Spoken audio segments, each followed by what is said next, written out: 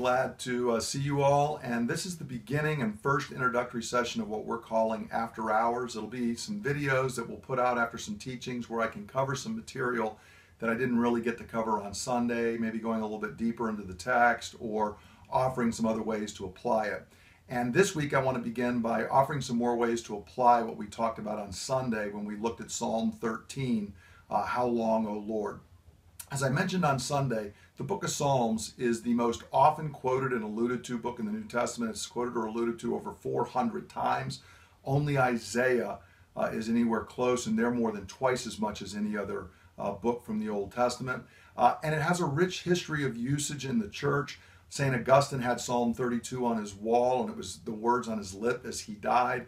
Monks down through the ages chanted the Psalms throughout the days and evenings. Martin Luther quoted the Psalms and used them as he wrestled in his dark night of the soul, and Dietrich Bonhoeffer used the Psalms as the core of spirituality in his seminary that was training people to be the resistance against the Nazis to keep the church faithful. So Psalms have been rich in their use in the history of the church, but recently they've kind of fallen on difficult times, and I think some of that is people aren't comfortable with poetry these days. But I want to encourage you that you can use the book of Psalms, and the primary way you can use them is what they were written for, which is prayer. The Psalms were originally prayers. And so I want to briefly encourage 3 different ways you can use the Psalms in prayer. Number 1, you can simply read a psalm, and the reading is the prayer. That's how they were originally done. So you could simply read Psalm 13, How long, O Lord, will you forget me forever? And let that be your prayer. You could read several psalms that way. Secondly, and the way I'm using currently in my own devotions is I'm praying through the book of Psalms. I do 1 psalm a day, and I let that psalm guide my prayer. So today I was praying Psalm 114. I listened to it a couple of times, had it read to me 2 or 3 times, and then as I began praying for myself and for people in Bay Ridge, I let Psalm 114 guide me. It speaks of God's provision for Israel in the wilderness.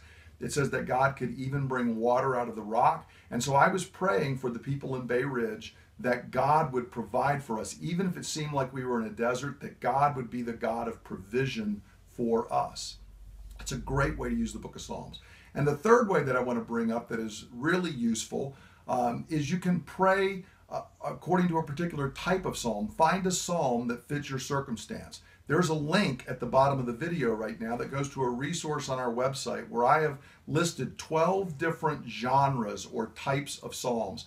Everything from lament to praise, from remembrance to confession of sin, from thanksgiving to just statements of God's kingship and rulership over the world. And so I want to encourage you, you can find that type of psalm that gives word and gives voice to what you're feeling and then use it in prayer. So if you go to that resource, you can print it out, keep it with you, and when you're going through a particular stage, find a psalm that gives voice to what you're saying and use it in prayer.